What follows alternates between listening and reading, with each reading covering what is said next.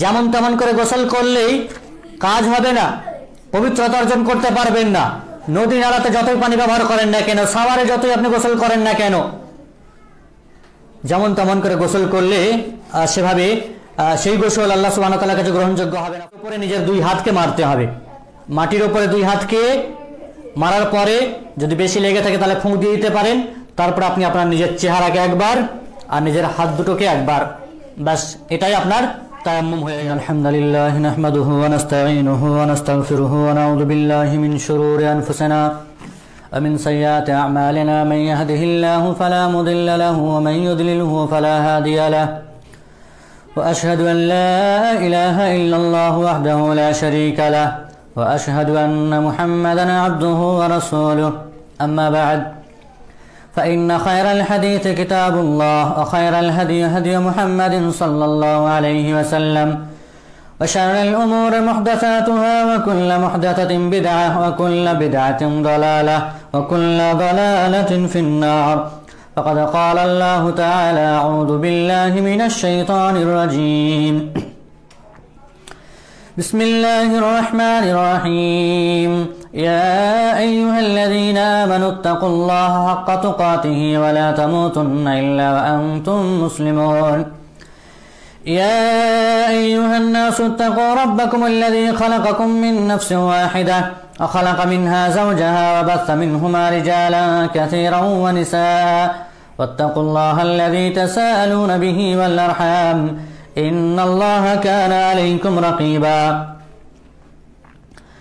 يا أيها الذين آمنوا اتقوا الله وقولوا قولا سديدا يصلح لكم أعمالكم ويغفر لكم ذنوبكم ومن يطع الله ورسوله فقد فاز فوزا عظيما أما بعد فقد قال الله سبحانه وتعالى أعوذ بالله من الشيطان الرجيم يا أيها الذين آمنوا لا تقربوا الصلاة وأنتم سكارى حتى تعلموا ما تقولون ولا جنبا إلا عابري سبيل حتى تغتسلوا وإن كنتم مرضى أو على سفر أو جاء أحد منكم من الغائط أو لامستم النساء فلم تجدوا ماء فتيمموا صعيدا طيبا فامسحوا بوجوهكم وأيديكم إن الله كان عفوا غفورا وقال النبي المصطفى صلى الله عليه وسلم لا تقبل صلاة أحدكم إذا أحدث حتى يتوضأ রাহ মুসলিম। শ্রদ্ধেয় সমবেত ইসলাম দরদি ভাতৃবৃন্দ ও পর্দার অন্তরালে স্নেহময়ী মমতাময়ী মা ও বোনেরা, যাবতীয় প্রশংসা স্তব স্তুতি একমাত্র সেই মহান স্রষ্টা আল্লাহ রাব্বুল ইজ্জতের নিমিত্তে আলহামদুলিল্লাহ। অতঃপর মানবতার শ্রেষ্ঠ মানব নবী মুহাম্মদুর রাসূলুল্লাহ সাল্লাল্লাহু আলাইহি সাল্লামের উপর সালাত ও সালাম তথা দরুদ নাযিল হোক। আল্লাহুম্মা আমিন। আল্লাহুম্মা সাল্লি আলাইহি আল্লাহুম্মা বারিক আলাইহি আল্লাহুম্মা সাল্লি ওয়া সাল্লিম আলা নাবিয়িনা মুহাম্মদ ওয়া আলা আলিহি ওয়া সাহবিহি আজমাইন। সম্মানিত উপস্থিতি, আল্লাহ রাব্বুল ইজ্জতের ঐশী গ্রন্থ পবিত্র কালামুল্লাহ থেকে একটি গুরুত্বপূর্ণ আয়াত বিষয়কে সম্মুখে রেখে এবং তার পরিপ্রেক্ষিতে নবী মুহাম্মদ রাসূলুল্লাহ সাল্লাল্লাহু আলাইহি সাল্লামের একটি বিশুদ্ধ সহিহ মুসলিমের হাদিস পরিবেশন করা হয়েছে, যাকে কেন্দ্র করে আলোচিত হবে বিষয় আমরা অনেকেই জানি যে বিশেষ করে মহিলাদের পবিত্রতা এবং অপবিত্রতার বিষয়ে আলোচিত হবে ইনশাআল্লাহুল আজিজ। কারণ আল্লাহ রাব্বুল ইজ্জত পৃথিবীতে মানব জাতিকে দুই ভাগে বিভক্ত করেছেন, নর এবং নারী। শুধুমাত্র নর অথবা পুরুষ দিয়েই দুনিয়া চলে না। দুনিয়ার সংসারের গাড়ি চলমান হতে পারে না। একটি গাড়ির দুইটি চাকা, যা নর এবং নারী মিলে চলে। যেমন পুরুষদের জন্য, নরের জন্য আল্লাহ রাব্বুল ইজ্জত একাধিক পবিত্র কোরআনে বিধি বিধান হুকুম আহকাম নাযিল করেছেন, ঠিক তদনুরূপ মহিলাদের জন্য, নারীদের জন্য বিশেষভাবে স্পেশাল ভাবে তাদের জন্য কিছু খাস মাসলা মাসাইল, তাদের সংশ্লিষ্ট বিষয় তাদের পবিত্রতা অপবিত্রতার বিষয়ে আল্লাহ রাব্বুল ইজ্জাত আলোকপাত করেছেন। পবিত্রতা এবং পরিষ্কার পরিচ্ছন্নতা হওয়া এটা হচ্ছে আল্লাহ পাক রব্বুল ইজ্জাতের এক নিয়ামত, সেটা হোক আত্মার অথবা শারীরিক অথবা পরিবেশে। মানুষ সর্বপ্রথম সে নিজের আত্মাকে পরিশুদ্ধ করবে, তারপর সে তার শরীরকে পাক পরিষ্কার পরিচ্ছন্ন করবে। এবং মানুষের উপর আল্লাহ সুবহানাহু ওয়া তাআলার নিয়ামত তখনই পরিপূর্ণতা লাভ করতে পারে যখন মানুষ সঠিক পন্থায় সে তার আত্মা এবং শরীরকে পরিষ্কার পরিচ্ছন্ন রাখার সাথে সাথে, তাহারাত অর্জন করার সাথে সাথে নিজেদের পরিবেশ মহলগুলোকেও বিভিন্ন ধরনের নোংরামি থেকে, বিভিন্ন ধরনের ময়লা আবর্জনা থেকে তার পরিবেশগুলোকেও পরিষ্কার পরিচ্ছন্ন রাখবে। পরিষ্কার পরিচ্ছন্নতার গুরুত্ব আরোপ করতে গিয়ে নবী মুহাম্মদ রাসূলুল্লাহ সাল্লাল্লাহু আলাইহি সাল্লাম বলেছেন, সহিহ মুসলিমের হাদিস, আত-তুহুর শাতরুল ঈমান, পরিষ্কার পরিচ্ছন্ন থাকা, তাহারাত হাসিল করা, পাক পবিত্রতা অর্জন করা হচ্ছে ইমানের অর্ধেক অঙ্গ। ইমানের অর্ধেক অঙ্গ বলা হয়েছে পরিষ্কার পরিচ্ছন্নতাকে। আপনি সদা সর্বদাই নেট অ্যান্ড ক্লিন থাকবেন, আপনার আত্মা যেমন থাকবে ক্লিন, আপনার শরীরও ঠিক তেমনি। অনুরূপভাবে আপনার কাপড় চোপড়, পোশাক পরিচ্ছদ, আপনার নামাজ পড়ার জায়গা, আপনার বাড়ি ঘর, আপনার পরিবেশগুলো সবগুলোকেই পরিষ্কার পরিচ্ছন্ন করতে হবে। এর কারণে নিজের স্বাস্থ্য সঠিক থাকবে। বিভিন্ন ধরনের রোগ বালা মুসিবত থেকে, রোগ জীবাণু থেকে আপনি সেফটিতে থাকবেন। অনুরূপভাবে পেশাব পায়খানা করার পরে পানি ব্যবহার করা, তৎকালীন যুগে মাটি ব্যবহার করার নিয়ম পদ্ধতি ছিল। আর এই জন্য আল্লাহ সুবহানাহু ওয়া তাআলা আহলে কুবা, যারা মদিনারই সাথে বসবাস করত, আহলে কুবা, কুবাবাসীদের প্রশংসা করেছেন পবিত্র কোরআনে এইভাবে, ফিহি রিজালুন ইউহিব্বুনা আন ইয়াতাতাহারু, তাদের মাঝে বেশ কিছু সংখ্যক মানুষ রয়েছেন যারা পবিত্রতা অর্জন করাকে ভালোবাসে। পায়খানা করার পরেও তারা, ঢিলা ব্যবহার করার পরেও তারা পানি ব্যবহার করত, যাদের প্রশংসা আল্লাহ রাব্বুল ইজ্জাত পবিত্র কোরআনে করেছেন। সম্মানিত উপস্থিতি, পবিত্রতা অর্জন আমরা কিভাবে করব তার কিছু প্রসেস, তার কিছু পদ্ধতি, নিয়মাবলী আছে। কোরআন এবং সহিহ সুন্নাহর আলোকে কিছু রীতিনীতি আছে। আমরা সর্বপ্রথম জানবো যে দুই ধরনের জিনিস, যেটাকে হাদাসে আকবার এবং হাদাসে আসগার বলা হয়। হাদাসে আকবার যেটা, অর্থাৎ যার কারণে গোসল ওয়াজিব হয়, যেমন স্ত্রী সহবাস করা, স্ত্রী সঙ্গম করা, অথবা নাইট ফলস হওয়া, অথবা যে কোনো পদ্ধতিতে বীর্যক্ষয় হওয়া, বীর্যস্খলন হওয়া, এর মাধ্যমে মানুষের গোসল ফরজ হয়। এটাকে হাদাস আসগার বলা হয়, হাদাস আকবার বলা হয়, বড় ধরনের হাদাস। এইরকম ধরনের কাজ হলে আপনাকে গোসল করে পবিত্রতা অর্জন করতে হবে, ওযু করলে যথেষ্ট হবে না। নাম্বার 2 হচ্ছে হাদাস আসগার, যেটাকে ছোট হাদাস বলা হয়, যেমন পেশাব পায়খানা, অনুরূপভাবে বায়ু বের হওয়া, এগুলো হচ্ছে ছোট ধরনের নাপাকি। এই ছোট ধরনের নাপাকি যদি হয়, তাহলে এ থেকে আপনাকে পবিত্রতা অর্জন করতে গেলে ওযু করতে হবে। ওযু করা অবস্থায় যদি কারো পেশাব পায়খানা না করে বায়ু বের হয়, তাহলে তাকে ওযুর মাধ্যমে পবিত্রতা অর্জন করতে হবে, এখানে আর গোসল করতে হবে না। সম্মানিত উপস্থিতি, আমরা পবিত্রতা অর্জন কয়েকটি মাধ্যমে করতে পারি, যেমনটি বুঝলাম। এক হচ্ছে ওযুর মাধ্যমে, নাম্বার 2 হচ্ছে গোসলের মাধ্যমে, আর নাম্বার 3 হচ্ছে তায়াম্মুমের মাধ্যমে। ওযুর মাধ্যমে সাধারণত আমরা নামাজ রোজা করার প্রয়োজন পড়ে, কোরআন তেলাওয়াতের প্রয়োজন পড়ে, এই জন্য সবসময় আমাদেরকে ওযুর মাধ্যমেই পবিত্রতা অর্জন করতে হয়। ওযুর মাধ্যমে পবিত্রতা অর্জন করতে সম্পর্কে আল্লাহ সুবহানাহু ওয়া তাআলা পবিত্র কোরআনে বলছেন, ইয়া আইয়ুহাল্লাযীনা আমানু ইযা কুমতুম ইলাস সালাতি ফাগসিলু ওয়ুজুহাকুম ওয়া আইদিয়াকুম ইলাল মারাফিক ওয়া আইদিয়াকুম ইলাল মারাফিক ওয়া আমসাহু বিরুউসিকুম ওয়া আরজুলাকুম ইলাল কাবাইন। ওহে ঈমানদার সম্প্রদায়েরা, যখনই নামাজ পড়ার মনস্থ করবে, ইচ্ছা করবে, তখন তোমরা নিজেদের চেহারাগুলোকে ধৌত করো, নিজেদের হাতগুলোকে কনুই পর্যন্ত ধৌত করো, মাথা মাসা করো, পা গুলোকে ধৌত করো।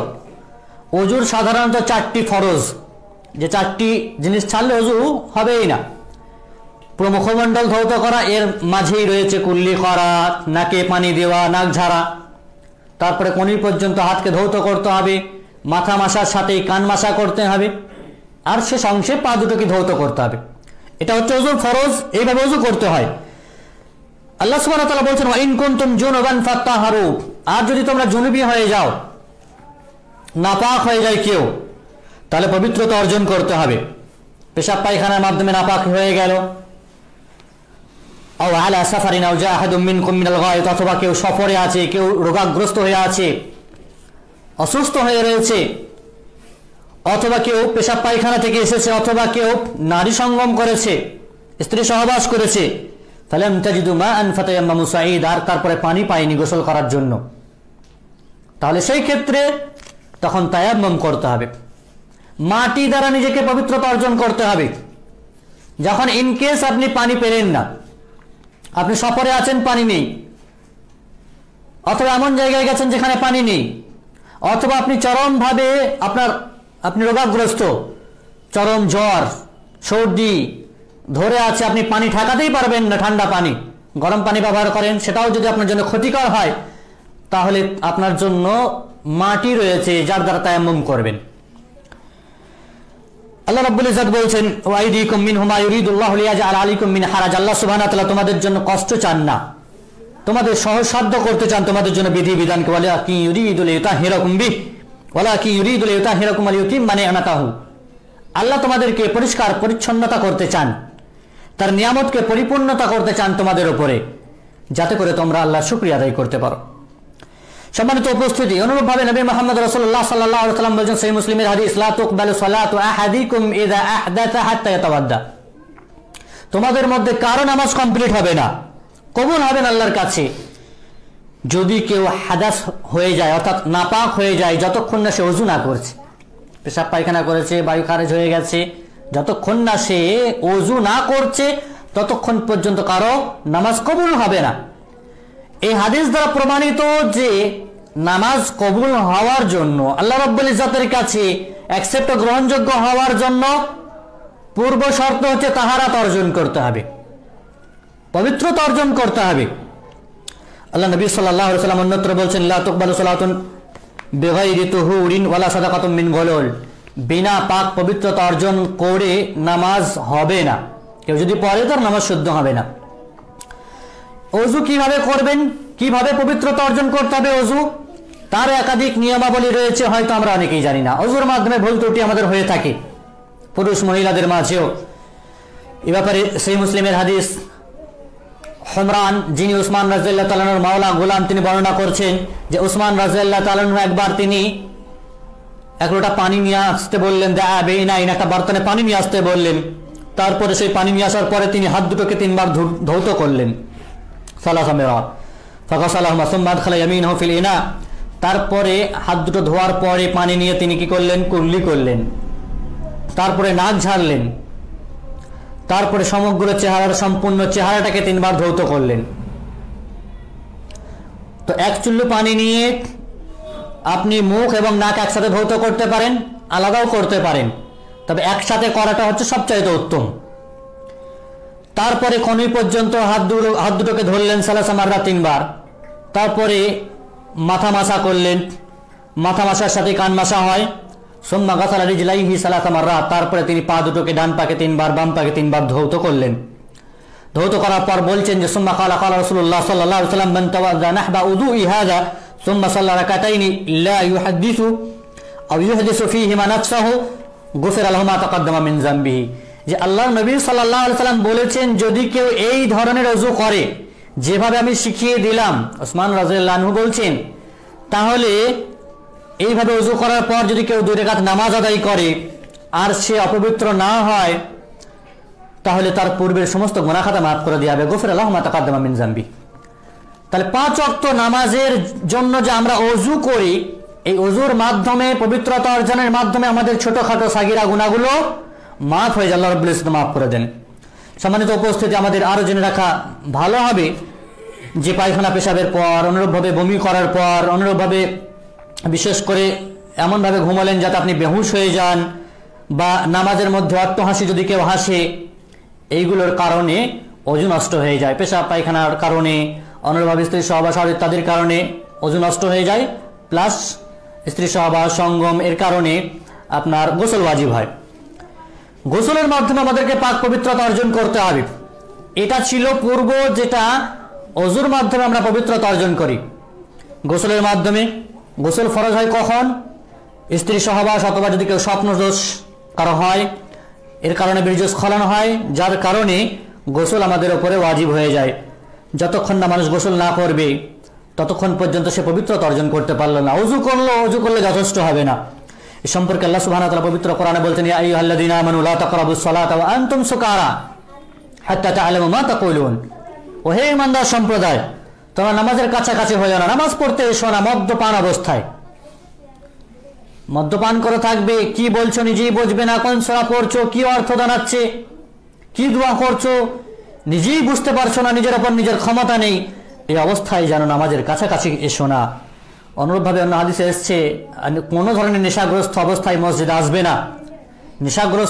নেশা যারা দ্রব্য পান করে তাদের 40 দিনের ইবাদত কবুল হয় না, এই হাদিসও সহিহ। আল্লাহ সুবহানাহু ওয়া তাআলা বলেন, ওয়ালা জুনুবান ইল্লা আবিরি সাবিল, এবং অপবিত্র অবস্থাতেও মসজিদে আসবে না যতক্ষণ না গোসল না করে নিচ্ছ।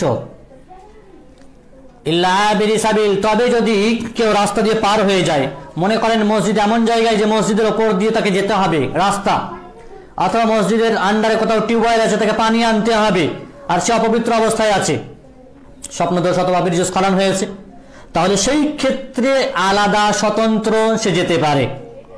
ওয়া ইন কুনতুম মারদা আও আলা সাফারিন আও জাআ আহাদুম মিনাল গায়ব, অথবা যদি তোমাদের মধ্যে কেউ রোগাগ্রস্ত হয়, কেউ সফরে গেছে, অথবা পেশাব পায়খানা থেকে এসেছে, অথবা স্ত্রী সঙ্গম করেছে আর পানি পাচ্ছে না, সেক্ষেত্রে তায়াম্মুম করবে। ফামসাহু বিউজুহিকুম ওয়া আইদিকুম, তায়াম্মুমের বিধান হচ্ছে যে প্রথমত মাটির উপরে নিজের দুই হাতকে মারতে হবে। মাটির উপরে দুই হাতকে মারার পরে যদি বেশি লেগে থাকে তাহলে ফুঁক দিয়ে দিতে পারেন।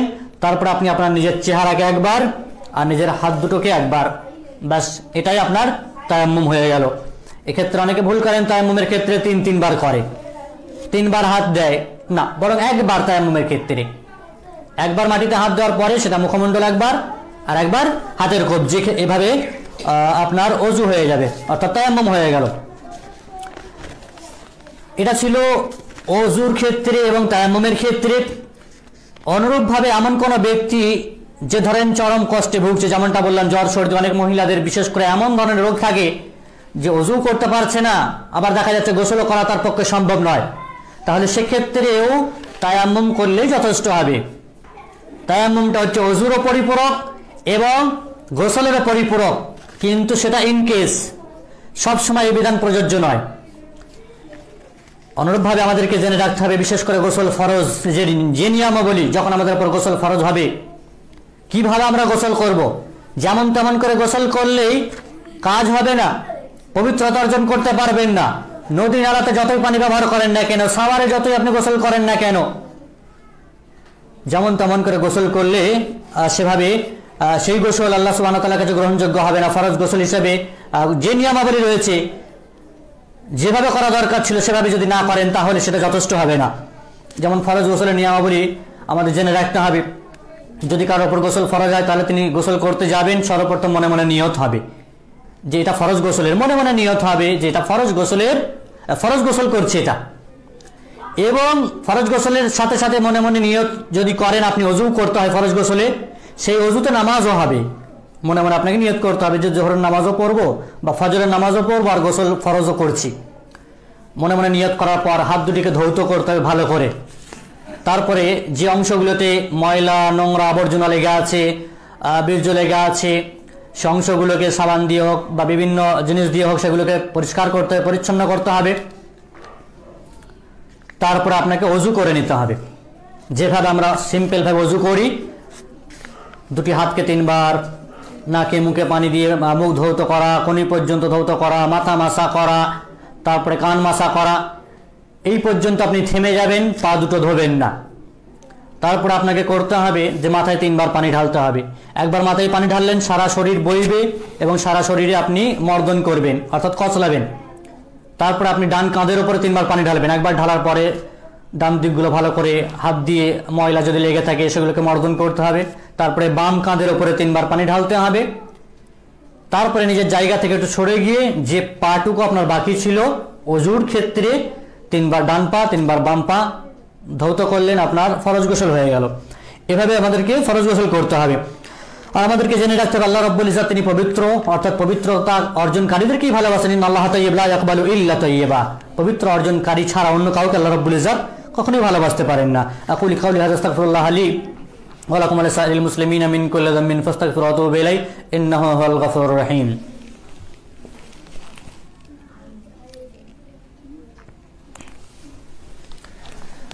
الحمد لله رب العالمين والعاقبة للمتقين والصلاة والسلام على أشرف الأنبياء والمرسلين نبينا محمد وعلى آله وصحبه أجمعين ومن تبعهم بإحسان إلى يوم الدين أما بعد।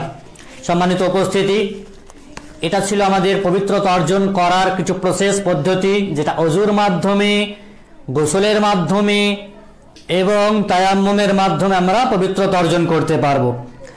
এখন আলোচনা করতে চলেছি আমরা বিশেষ করে নারী কেন্দ্রিক, যা নারীর সাময়িক বিরতিতে করণীয়, যেমনটি ঋতুস্রাব, নেফাজ, ইস্তেহাজা, এই বিষয়গুলিতে। নারী জাতি সাধারণত 3 প্রকারে তাদের রক্তস্রাবে তারা আক্রান্ত হয়ে থাকে। নাম্বার 1 হচ্ছে যেটাকে আমরা জানি হায়েজ বলে, যাকে মাসিক অথবা পিরিয়ড বলা হয়ে থাকে। নাম্বার 2 হচ্ছে ইস্তেহাজা।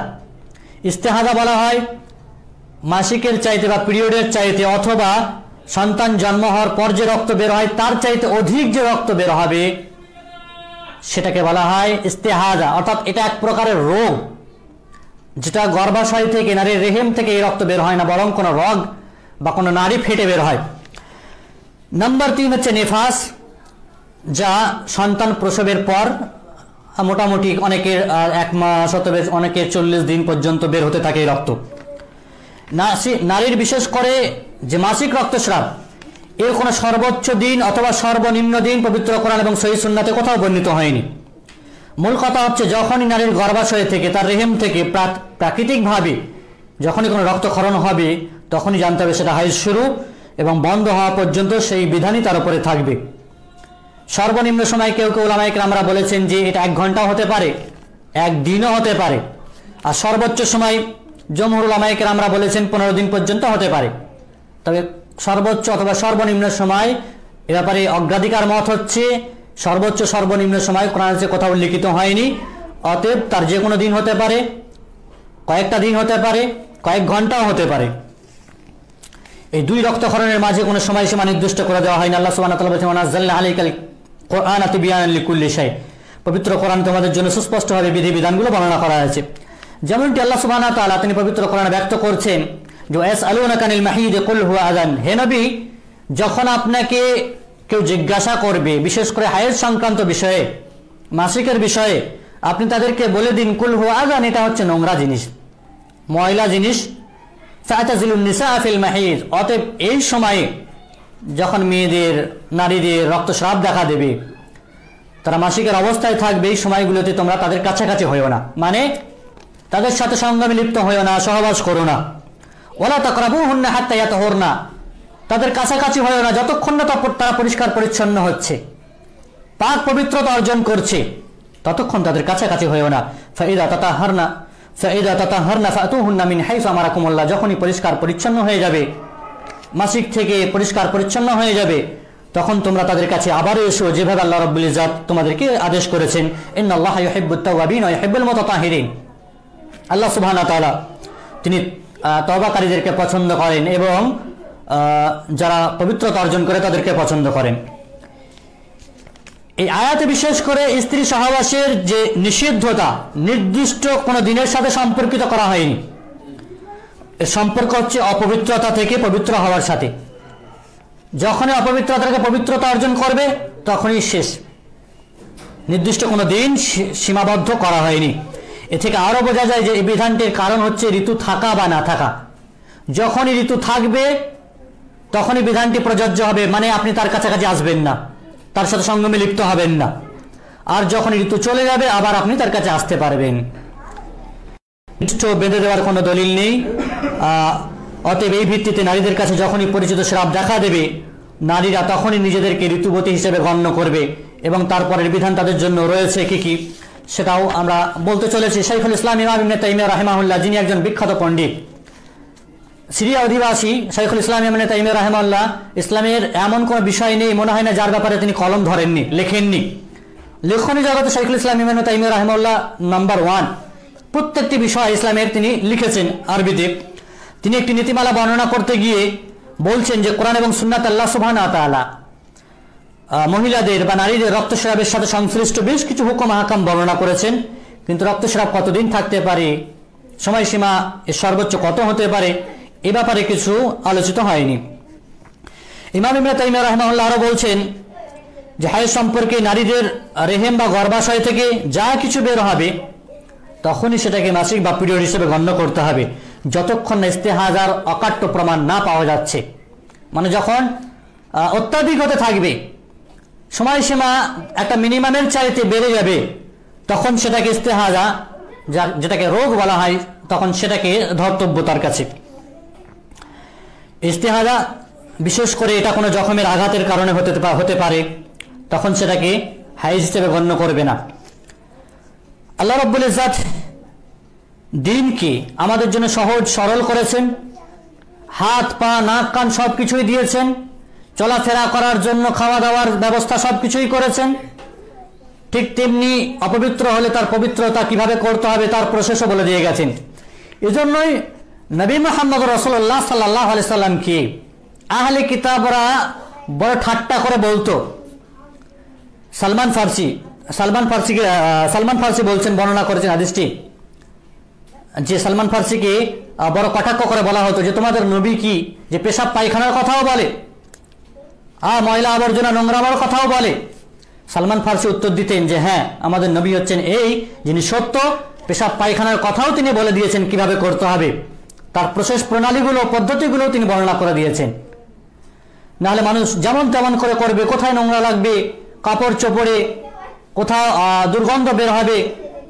ইসলাম হচ্ছে একটি স্বচ্ছ সরল সহজ দিন, পরিষ্কার পরিচ্ছন্ন দিন।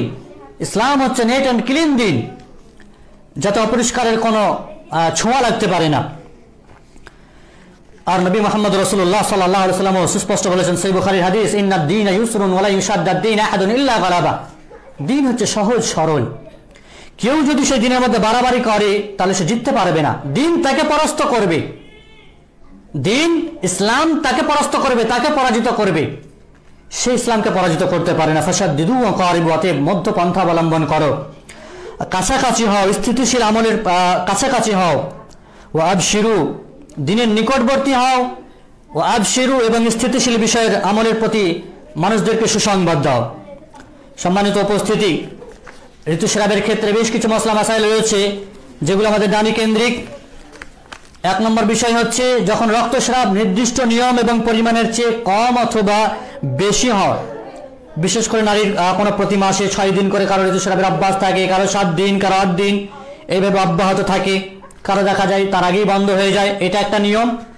নাম্বার 2 নিয়ম হচ্ছে নিয়মিত অভ্যাসের আগে এবং পরে হাইজ আরম্ভ হওয়া। কারো সময় হয়নি, এই মাসে যেদিনে হলো দেখা গেল আগামী মাসে সেই দিনে নেই, সেই 2-4 দিন পার হওয়ার পরে অন্য মাসে হচ্ছে, এটা অনেকের হতে পারে।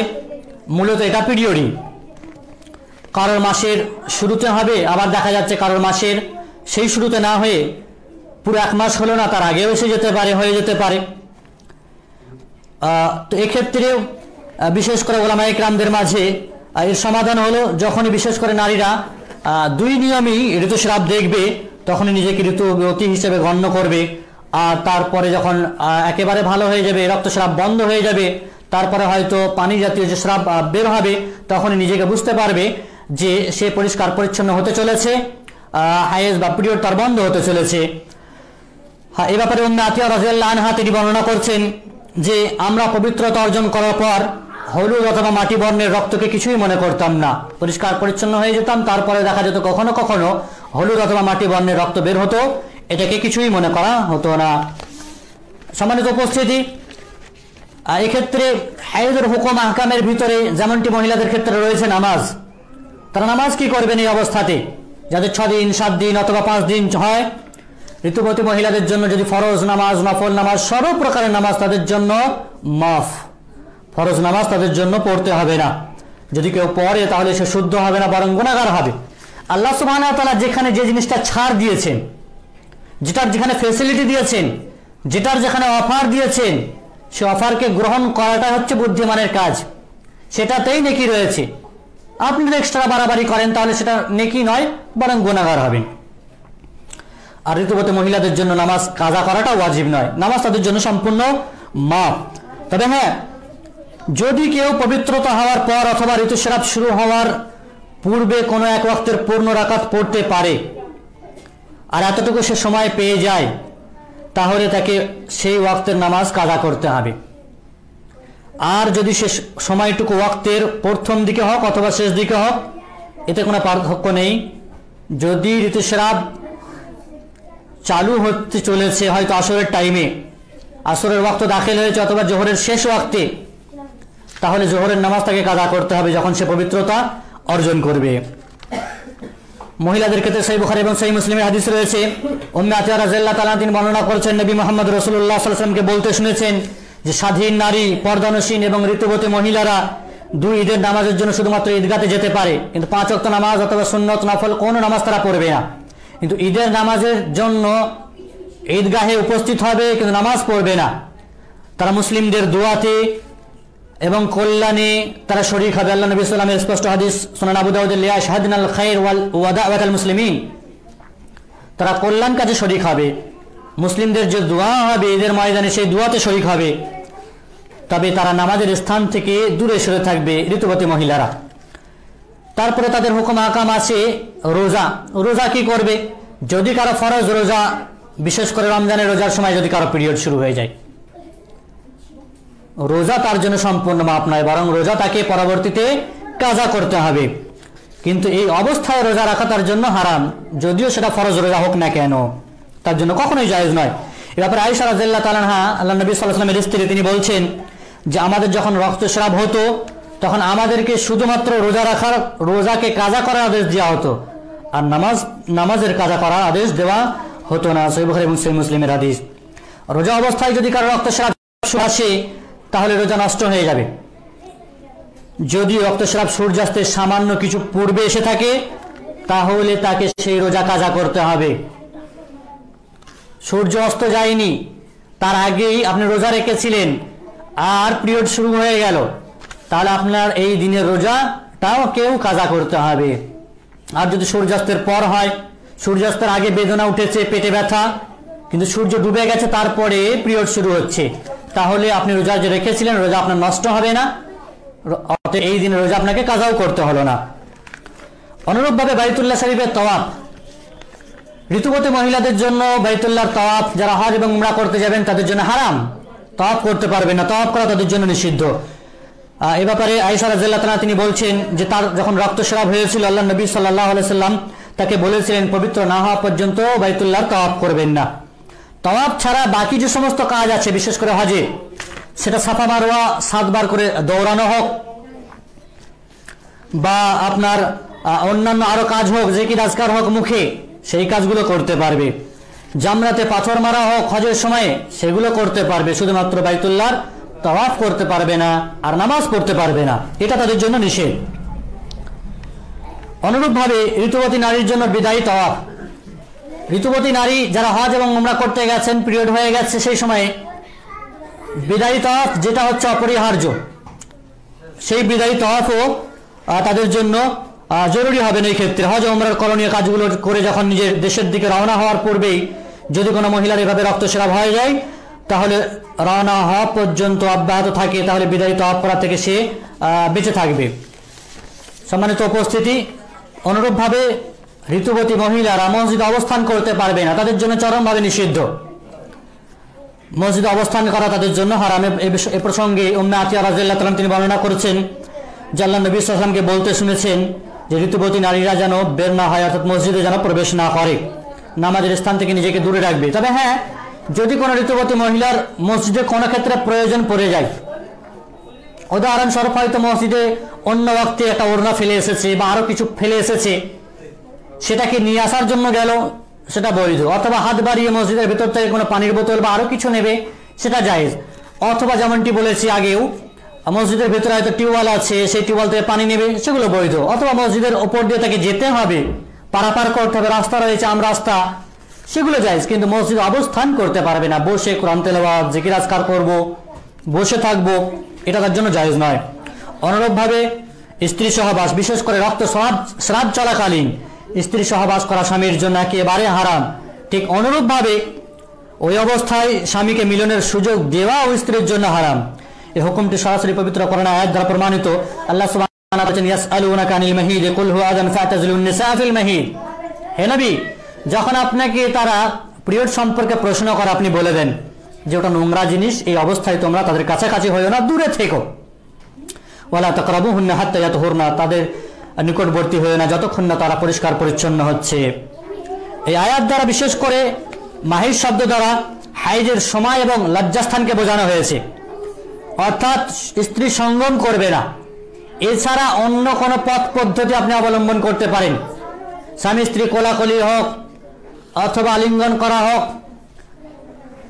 প্রেম ভালোবাসা আদর চুমোচাটি করা হোক, এগুলো করতে পারেন, অথবা অন্য কোনো পন্থায় বিশেষ করে স্বামীর বীর্যস্খলন হোক, সেটা করা যেতে পারে, কিন্তু স্ত্রী সঙ্গম করা যাবে না, এটা হচ্ছে হারাম। এজন্য সহিহ মুসলিমের হাদিস রয়েছে, আল্লাহ নবী সাল্লাল্লাহু আলাইহি সাল্লাম বলেছেন, পিরিয়ড অবস্থাতে স্ত্রী সহবাস ছাড়া বাকি সব কিছু করতে পারো।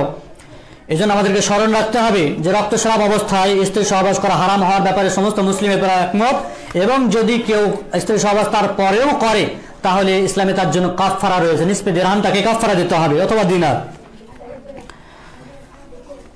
অনুরূপভাবে ইমাম নওয়াবী রাহিমাহুল্লাহ, যিনি সহিহ মুসলিমের ভাষ্যকার, তিনি বলছেন যে ব্যক্তি হাইজ অবস্থায় স্ত্রী মিলনকে হালাল মনে করবে সে ব্যক্তি কাফের হয়ে যাবে। এটা একটা নোংরা জিনিস, এই অবস্থাতে কখনো স্ত্রী সঙ্গম করা, সহবাস করা মুসলিমের জন্য জায়েজ নয়। সমস্ত প্রশংসা আল্লাহ সুবহানাহু ওয়া তাআলা, যিনি পুরুষদের জন্য ঋতুস্রাব চলাকালীন সঙ্গম ব্যতীত স্ত্রীর সাথে অন্য কোলাকুলি, অন্য রোমান্স করার সুযোগ এবং বৈধতা দিয়েছেন। লজ্জাস্থান ছাড়া বাকি অন্য পন্থাতে আপনি জৈবিক চাহিদা আপনি মেটাতে পারবেন। এ ব্যাপারে আয়েশা রাদিয়াল্লাহু তাআলা তিনি বর্ণনা করেছেন যে নবী মুহাম্মদ সাল্লাল্লাহু আলাইহি সাল্লাম ঋতুস্রাব চলাকালীন আমাকে আদেশ করতেন যে আমি যেন ইজার পরে নিই। ইজার যেটা এক ধরনের পায়জামা বলতে পারেন, অথবা লুঙ্গিকেও বলা হয়। আল্লাহ নবী সাল্লাম আয়েশাকে বলতেন যে যেন ইজার পরে নেয়, তারপরে তিনি আলিঙ্গন করতেন। অনুরূপভাবে ঋতুস্রাব অবস্থাতে তালাক, ঋতুস্রাব অবস্থাতে কোন পুরুষ তার স্ত্রীকে তালাক দিতে পারে না, একেবারে হারাম।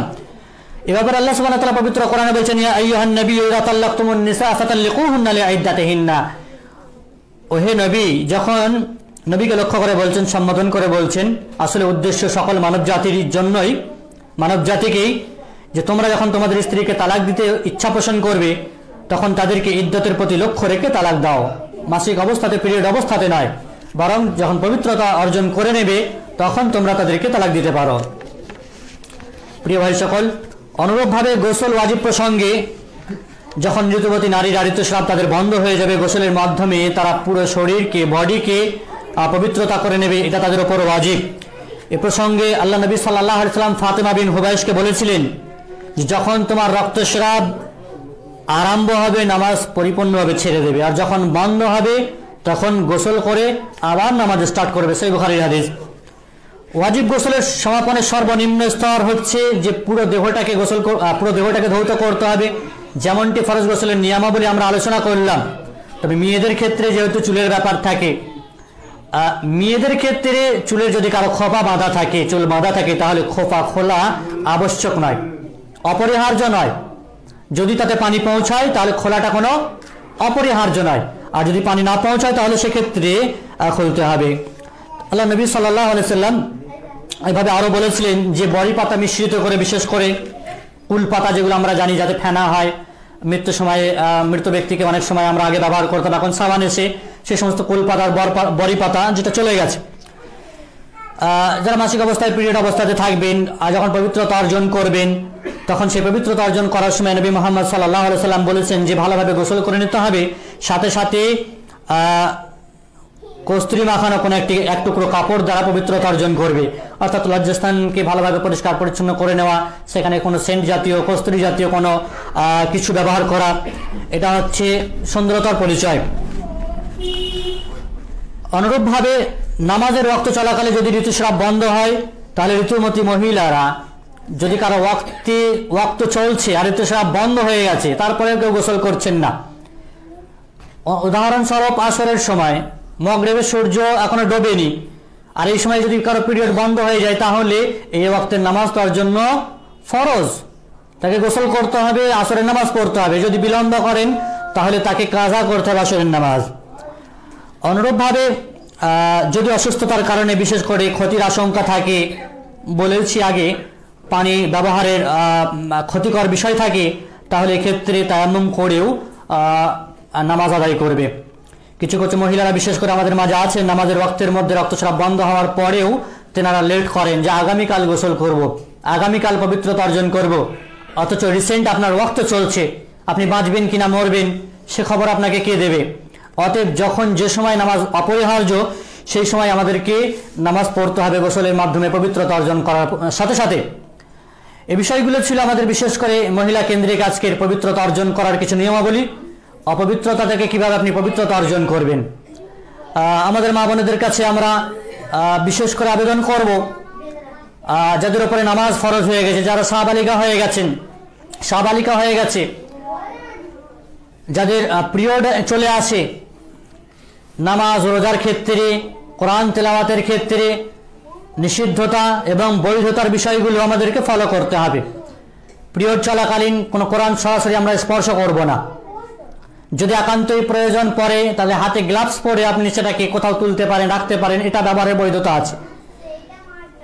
পড়াও নিষেধ রয়েছে। এরপরেও যদি কেউ ভুলে যাওয়ার আশঙ্কা কারো থাকে, পবিত্র কোরআন মুখস্থ আছে বিভিন্ন সূরা, অথবা কেউ মক্তবে পড়ান, অথবা কারো কাছে কেউ টিউশন পড়তে আসেন অনেক বাচ্চারা, এই সমস্ত মহিলারা অথবা মাদ্রাসার মহিলারা হাফেজা, তারা কি করবেন? 6 দিন 7 দিন যদি পবিত্র কোরআন না পড়ে ভুলে যাবে, তাহলে সেই ক্ষেত্রে বৈধতা হচ্ছে স্পর্শ না করে পড়বে। সেটা মোবাইল আকারে পড়তে পারে, যেটা স্ক্রিন, সরাসরি মুসহাফ নয়, স্ক্রিন টাচে কোনো ক্ষতি নয়, অথবা কেউ খুলে দেবে পড়বে যদি ভুলে যাওয়ার আশঙ্কা থেকে থাকে তবেই, নচেত পুরোপুরি বন্ধ রাখবে। বিভিন্ন ধরনের জিকির আজকার করতে পারে, বিভিন্ন ধরনের বই পুস্তক পড়তে পারে, মহিলাদের সংক্রান্ত যে সমস্ত পুস্তকগুলো রয়েছে, বই রয়েছে, দিন ইসলাম চর্চা করার জন্য যে সমস্ত পুস্তক রয়েছে সেগুলো পড়ে সময় কাটাবে, সেগুলো পড়ে নাকি অর্জন করতে পারে।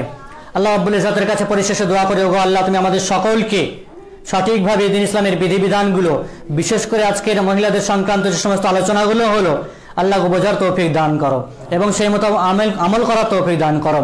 আমাদেরকে পরিষ্কার পরিচ্ছন্নতা অর্জন করার প্রতি যত্নশীল হওয়ার তৌফিক দান করো। আল্লাহ রাব্বুল ইজ্জতের যাতে ভালোবাসা, তার নৈকট্য লাভ করতে পারি, পরিষ্কার পরিচ্ছন্নতা অর্জন করে তার তৌফিক দান করো। ইমানের অর্ধেক অঙ্গ যেন আমরা পরিপূরণ করতে পারি তার তৌফিক দান করো।